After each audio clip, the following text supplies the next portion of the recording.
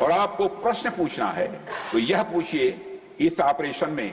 क्या हमारे जाबाज सैनिकों की कोई क्षति हुई है? तो उसका उत्तर है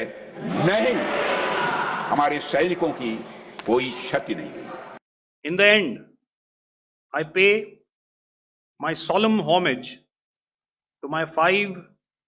fallen colleagues and brothers from the armed forces and civilians who have tragically lost their lives in Operation Sindoor.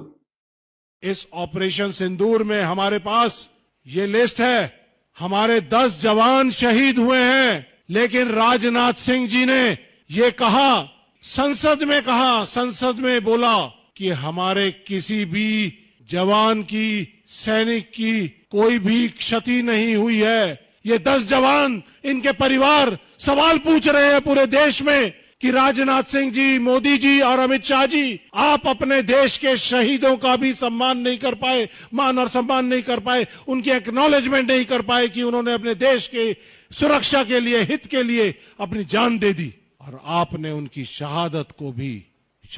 को भी एक्सेप्ट करने से इनकार कर दिया।